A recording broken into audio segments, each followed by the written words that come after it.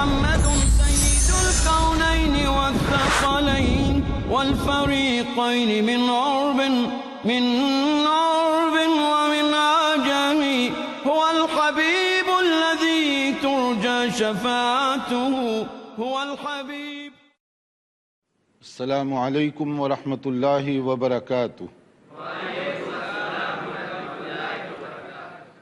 الحمد للہ رب العالمین وصلی اللہ وسلم علی نبینا محمد وعلی آلہ وصحبہ اجمعین ومن تبعہ باحسان الی یوم الدین، اما بعد. محترم ناظرین، بلوغ المرام جو حدیث کی بہت مشہور کتاب ہے، اس پروگرام میں ترتیب سے اس کا خلاصہ آپ کی خدمت میں پیش کیا جا رہا ہے. گزشتہ ہم نے وراثت اور وصیت کے حوالے سے مختلف لیکچرز میں اس کا پروگرام پیش کیا کہ وراثت کیا ہے، کیسے تقسیم کی جائے. پھر اس کے ساتھ وصیت کیا ہے اور اس کے رولز کیا ہیں کہ اللہ کے نبی صلی اللہ علیہ وسلم نے اس سلسلے میں بڑی وضاحتیں فرمائی ہیں کہ اگر کوئی آدمی آٹومیٹک وارث نہ بنتا ہو اور آپ کچھ دینا چاہتے ہوں تو وصیت کے قانون سے فائدہ اٹھایا جا سکتا ہے، اور وصیت کے اندر بھی افراط اور تفریط سے بچاتے ہوئے تاکہ جو مستحقین ہیں ان کو بھی ان کا حصہ ملے اور جن کو آپ خصوصی طور پر دینا چاہتے ہیں ان کو بھی دے سکیں. اس کے اندر ایک اصول بنایا گیا کہ 1/3 سے زیادہ آپ وصیت نہ کریں، کیونکہ باقی جو 2/3 ہے وہ جنہیں اللہ تعالیٰ نے جن کا حصہ مقرر فرمایا اس کو رہنے دیں تاکہ ان کو مل سکے. وہ قوت کا غلط استعمال کرتے ہوئے جو لوگ ساری دولت ہڑپ کرنا چاہتے ہیں وہ ظلم اور زیادتی ہے، شرعی طور پر حرام اور ناجائز ہے. اسی طرح سے کوئی لوگ وصیت کے اندر غیر معتدلانہ انداز اختیار کرتے ہیں، افراط اور تفریط سے کام لیتے ہیں، وہ بھی غلط ہے. اس لیے انہیں چاہیے کہ اپنے جو وارثین ہیں ان کو محروم کرنے کی کوشش یا سازش نہ کریں، ان کو رہنے دیں ان کے حال پر. اور اگر آپ کچھ دینا چاہتے ہیں تو اللہ کے نبی صلی اللہ علیہ وسلم نے جو حد بندی کی 1/3 کے اندر آپ دے سکتے ہیں. مغربی ممالک کے رہنے والوں کے لیے وصیت کا قانون بہت ضروری ہے، اس لیے کہ وصیت کے قانون کے بغیر وہ وہاں عام طور پر شرعی طریقے سے دولت تقسیم نہیں کر سکتے.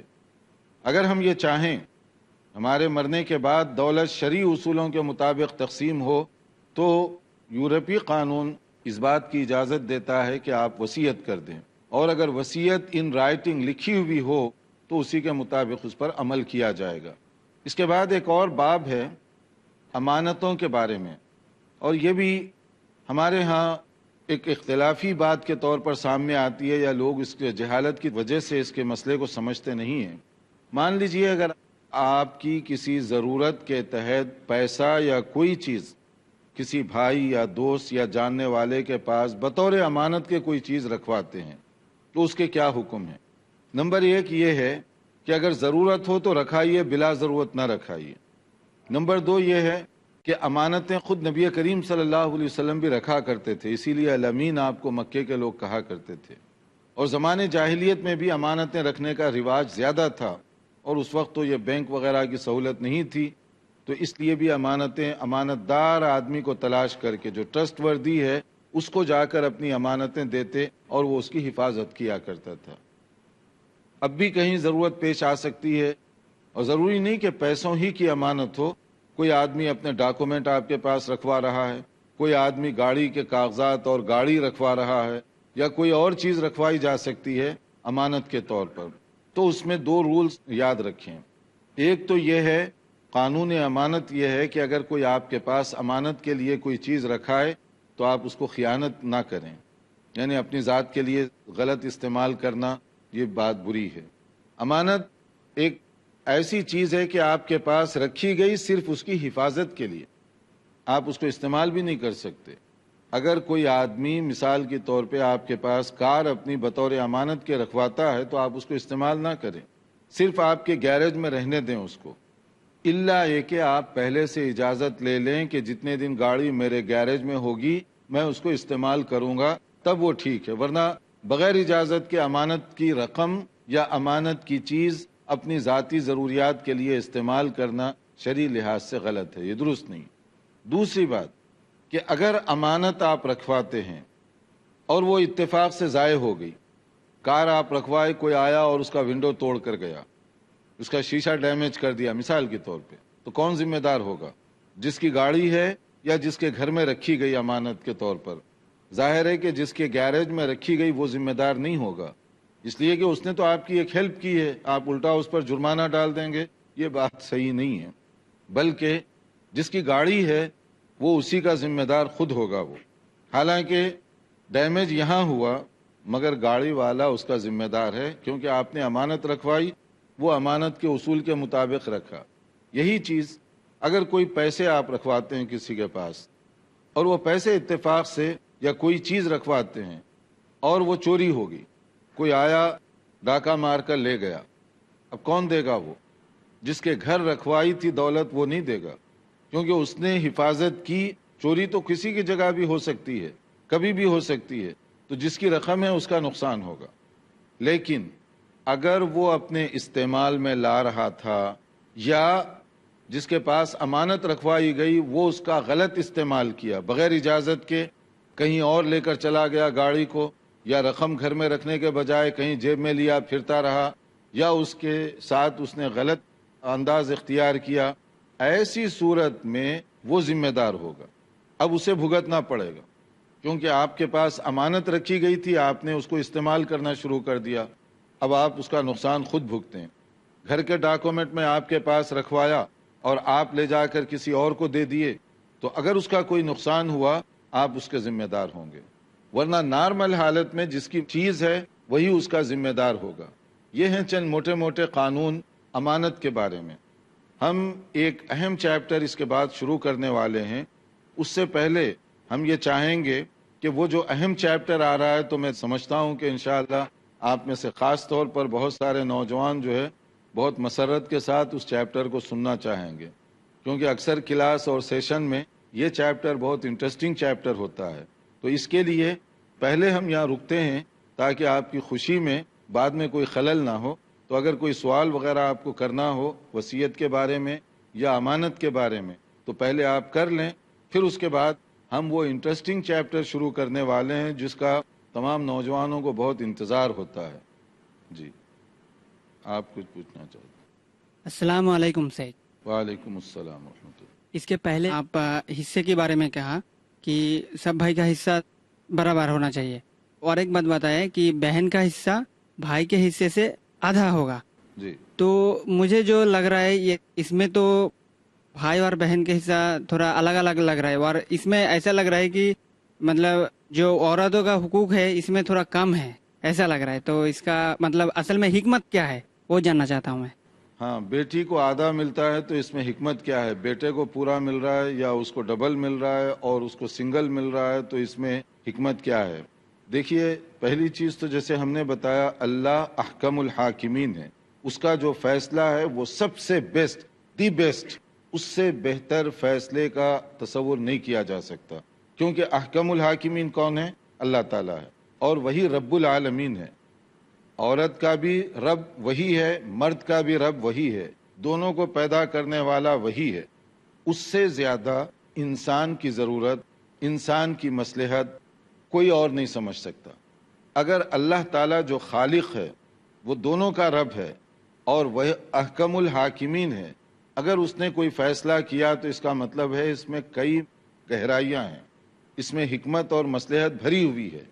یہ ہوتا ہے کہ دیکھنے میں ایموشنلی بعض اوقات آپ سمجھتے ہیں اور بعض اوقات سمجھنے میں آپ کو تھوڑی سی تاخیر ہوتی ہے، تو اس لیے آدمی یہ سمجھتا ہے کہ شاید اس میں عورت کے ساتھ ظلم یا زیادتی ہے۔ بات ایسی نہیں ہے۔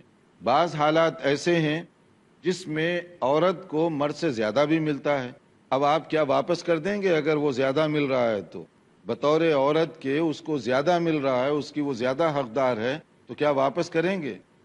تو واپس آپ نہیں کرنے کے لیے تیار ہیں، تو اس کا مطلب آپ ایک طرفہ ٹریفک چلانا چاہتے ہیں۔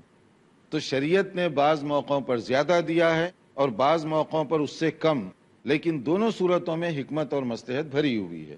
دیکھیے، اس میں ایک بڑی بات یہ ہے کہ عورت کا جو مال ہے وہ اس کے لیے سمجھیے انویسٹمنٹ ہے، کہ وہ چاہے بزنس میں خرچ کرے، چاہے وہ اپنے سیف کہیں بھی رکھ لے یا کسی کو خیرات کر دے، کچھ بھی کرے، یہ اس کا مال ہے۔ مگر مرد کے لیے سب کی لک آفٹر کرنا اس کی ذمہ داری ہے۔ بیوی کا خرچ کون دے گا؟ شوہر. بیوی اگر مالدار ہے تو اس کو بھی ذرا دل کھول کر سن لیں آپ. اگر بیوی مالدار ہے، اس کی مال میں زکوٰۃ نکلتی ہے، تو بیوی اگر چاہے تو شوہر غریب ہے تو دے سکتی ہے، اور شوہر زکوٰۃ کی رقم بیوی کو نہیں دے سکتا. کیوں؟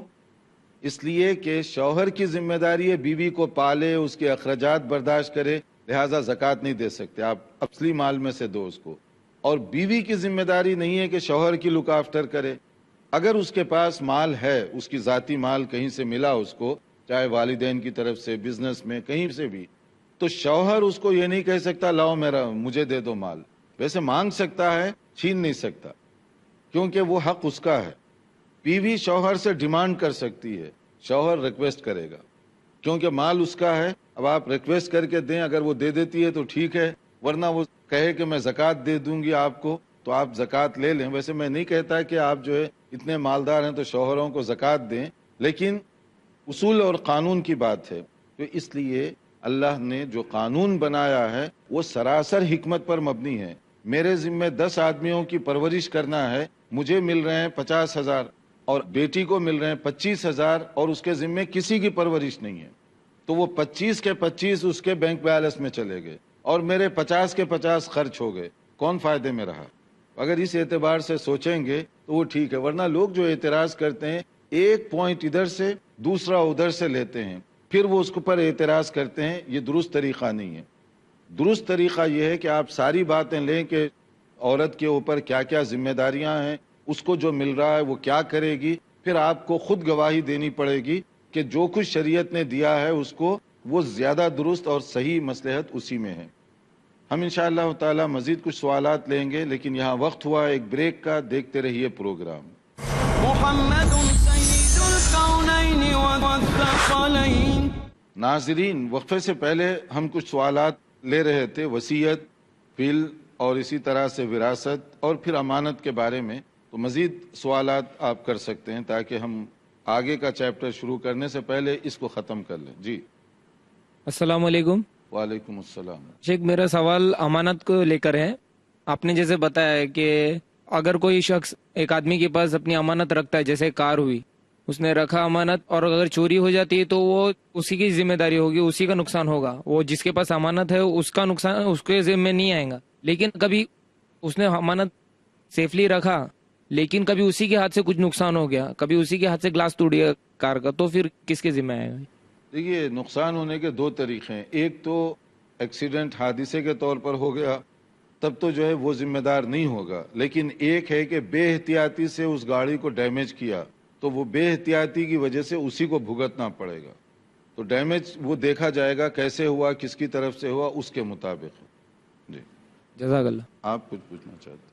السلام علیکم. وعلیکم السلام. شیخ، کسی انسان کی 2 بیٹی ہے اور بیٹا نہیں ہے، اور جائیداد میں بंٹوارا نہیں ہوتا ہے، اور بڑی بیٹی کا شادی ہو جاتا ہے اور اس کی موت ہو جاتا ہے، تو کیا اس کے جائیداد میں سے اس کا شوہر کا بھی حق بنتا ہے؟ ہاں، اس کے اندر دیکھیے کہ اگر کوئی 2 ہی بیٹیاں ہوں، آپس میں تقسیم نہیں کیے، پھر اس میں سے ایک کا انتقال ہو گیا، تو اس کی اولاد اور اس کے جو شوہر ہیں اس کو کیا ملے گا. تو یہ جو ہے مناسخہ ٹائپ کی ایک چیز ہوتی ہے. وراثت میں ایک خاص قانون ہے، اس میں یہ ہے کہ کافی دیر تک دولت تقسیم نہیں ہوتی، بعد میں لیٹر آن تقسیم کرنا چاہتے ہیں تو کیسے تقسیم کریں گے. اس کا پروسیجر یہ ہوگا کہ 2 بیٹیاں اگر تھیں تو وہ 2 تہائی کے مالک ہوئے، 66% کے. تو فی کس کتنا ملا تھا؟ 33% ملا تھا. اگرچہ کہ تقسیم نہیں کیے، وہ حقدار تھی 33 کی. تو اس کے انتقال کے بعد اس کی جو اولاد ہے وہ 33 کی جو وہ مالک بن گئی تھی مرتے ہی، مگر تقسیم نہیں ہوئی تھی، تو 33% جو اس کا حق بنتا تھا اس میں سے اس کے شوہر کا یا اس کی اولاد کا حصہ بنے گا برابر. اس کے بعد ہم آگے چلتے ہیں، کیونکہ انتہائی جو اہم چیپٹر ہے وہ ہے نکاح کے بارے میں. تو اب دیکھیے، شادی کا نام سنتے ہی مسکراہٹ آ گئی نا، کیونکہ شادی کا نام ہی خوشی ہے، تو خوشی ہونا اچھی چیز ہے. اگر کوئی آدمی شادی کا نام سنے اور اس کے چہرے پہ مسکراہٹ نہ آئے تو اس کا مطلب ہے کہ دیر از سم تھنگ رانگ، کوئی پرابلم ہے اس کا، چاہے وہ پرابلم کسی بھی قسم کا ہو. ورنہ شادی کہتے ہیں خوشی کو، تو تو خوشی کا اس میں تصور ہونا چاہیے. اس کے لیے شریعت میں کچھ رولز بتائے گئے, شریعت میں کچھ سسٹم بتایا گیا. قانون نکاح اور اس سے متعلقہ جو چیزیں ہیں شریعت میں جو بتائے گئے, دنیا کا کوئی مذہب ایسا نہیں ہے کہ اتنا پاکیزہ, اتنا بیلنس اور اتنے صحیح حقوق کسی کو دے سکتا ہو. شوہر کا حق, بیوی کا حق, اس کے والدین کا حق, اس کی ذمہ داریاں, اس کی ریسپانسبلٹیز, ساری چیزیں ایک ایک کر کے بتا دی گئی ہیں. اور انہی کے خلاصے کے طور پر آپ نے دیکھا ہوگا کہ خطبہ نکاح قاضی صاحب آ کر پڑھاتے ہیں اور وہ عربی میں پڑھتے ہیں, مگر عربی میں پیغام کیا دیا جا رہا ہے. ایسے موقع پر بہت کم لوگ ہیں جن کو عربی آتی ہے, لہٰذا دلہا دلہن اور ان دونوں کی فیملیز اس مبارک موقع پر جو ان کو پیغام دیا جاتا ہے اس سے محروم رہتے ہیں کیونکہ ان کو عربی معلوم نہیں ہے. اب قاضی صاحب چند جملے پڑھ دیے اور اس کے بعد میں ایک جملہ سب کو یاد کروایا جاتا ہے شادی سے پہلے, اور وہ کیا ہوتا ہے, قبول. تو اب سب وہ یاد کر لیتے ہیں قبول, اب کیسے بھی بولیں اس کو, قبول کیا, قبول ہے, جیسے بھی وہ یاد دلا دیا جاتا ہے. یہ بولنا ہے تم کو زور سے, پوچھے کچھ بھی, وہ قاضی صاحب کچھ بھی پوچھے تم کو جواب یہ دینا ہے, وہ سانس روکتے ہی قبول ہے. تو بس اسی کے لیے جو ہے وہ عام طور پہ تیاری کرتے ہیں, باقی اس سے زیادہ ان کو معلوم نہیں کہ عربی میں کیا پڑھا گیا کیا نہیں. اور اتفاق سے بہت زیادہ ایسے بھی قاضی صاحبان ہیں جو پڑھے لکھے ہیں, لیکن کچھ ایسے قاضی صاحبان بھی ہیں جو خود پڑھے لکھے نہیں ہیں.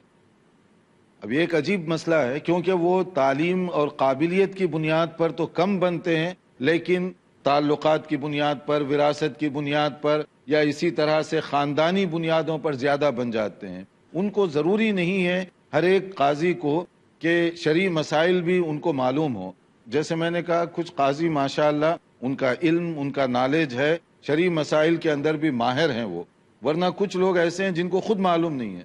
اب وہ ایسی رٹی رٹائی عبارتیں لوگوں کے سامنے ذکر کرتے ہیں, اگر اس کو ان کو اسٹاپ کر کے پوچھا جائے تو وہ ایک مذاق بن جائے گا.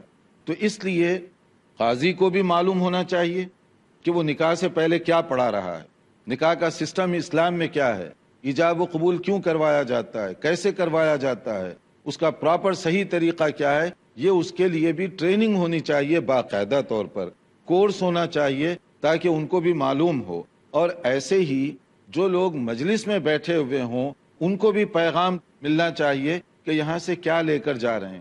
اس موقع پر جو پیغام دیا جاتا ہے, کیونکہ اسلامی شریعت میں شادی کا مطلب صرف ایک لڑکا اور لڑکی کے درمیان نہیں ہے بات, بلکہ دو خاندانوں میں یکجائی ہو رہی ہے.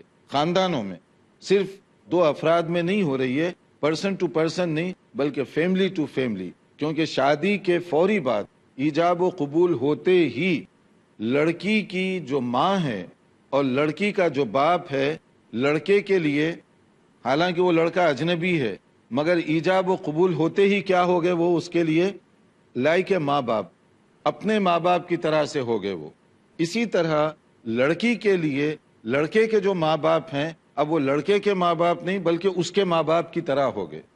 ساس اور سسرے کا اتنا مقام ہے کہ ان کے ساتھ گوشہ نہیں ہے اور وہ اپنے بیٹے اور بیٹی کی طرح سے اس کو رکھیں یا دیکھیں. تو اب دیکھیے کہ شادی ہو رہی ہے دو آدمیوں میں, لیکن دو خاندان ایک ہوئے کہ نہیں ہوئے. تو اس لیے اس میں کچھ ہدایات دی جاتی ہیں کہ شادی کے موقع پر دونوں خاندانوں کی کیا ذمہ داریاں ہیں. اگر ان چیزوں کو ہم سمجھیں گے بہت سارے فتنے اور فسادات سے بچیں گے, لیکن اس کو نہیں سمجھیں گے تو بہت زیادہ اس کے اندر گڑبڑ ہوگی. تو اس کا ہم آگے انشاءاللہ تعالی تفصیل سے ذکر کریں گے.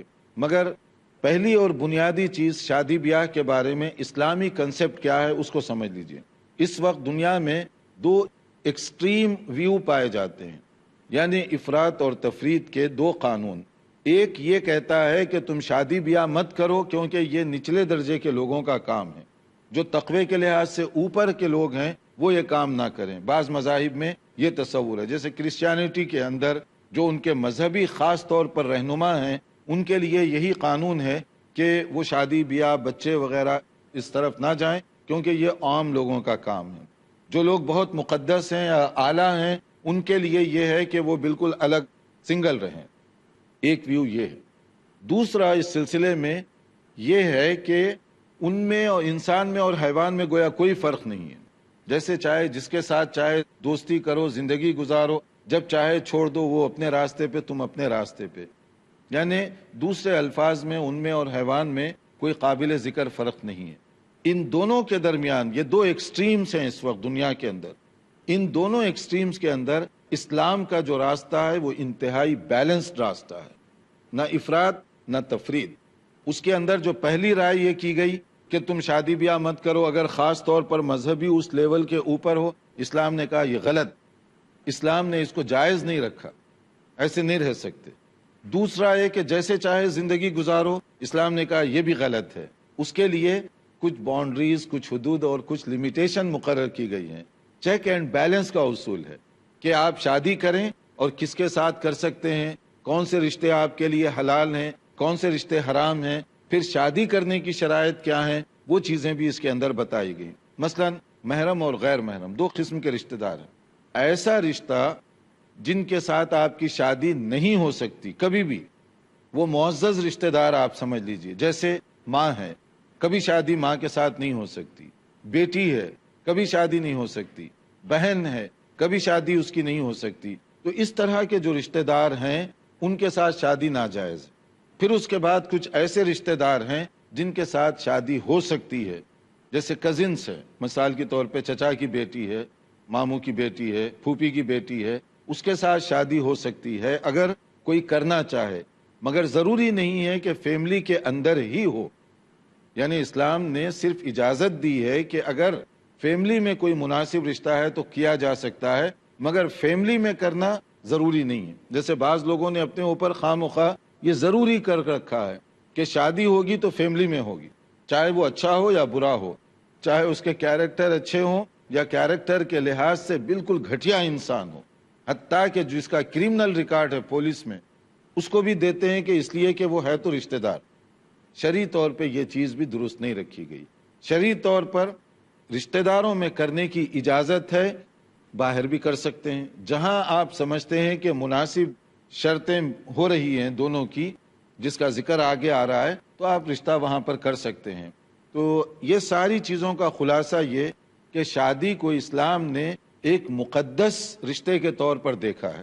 اس لیے دونوں کی ذمہ داریاں پہلے بتا دی گئیں، دونوں کے لیے رسپانسبلٹیز اور ڈیوٹیز دونوں پہلے سے بتا دیے گئے. شادی سے پہلے لڑکے کو سمجھنا چاہیے کہ میری کیا رسپانسبلٹیز ہیں، کیونکہ ایک بار قاضی صاحب نے کہہ دیا اور آپ نے ہاں کہہ دیا، ایجاب و قبول ہو گیا، تو پھر آپ پیچھے نہیں جا سکتے، آگے ذمہ داری اٹھانی ہے. اسی طرح سے لڑکی کو بھی معلوم ہونا چاہیے کہ جب یس ہو گیا تو اس کے بعد اب آگے جو ذمہ داریاں ہیں اس کو نبھانا ہے. تو پہلے سے اس کو معلوم ہو کہ اس کی ڈیوٹیز کیا ہیں، اس کی ذمہ داریاں کیا ہیں، کیا ذمہ داریاں ہیں، کیا ڈیوٹیز ہیں. اس سلسلے میں اسلام ہماری کیا رہنمائی کرتا ہے، انشاءاللہ تعالی آئندہ لیکچر میں ہم کوشش کریں گے کہ تفصیل کے ساتھ اس کو بیان کریں. دیکھتے رہیے ہمارا پروگرام. والسلام علیکم ورحمۃ اللہ وبرکاتہ. مولاي صل وسلم دائما أبدا على حبيبك خير الخلق كلهم محمد سيد الكونين والثقلين والفريقين من عرب ومن عجم هو الحبيب الذي ترجى شفاعته هو الحبيب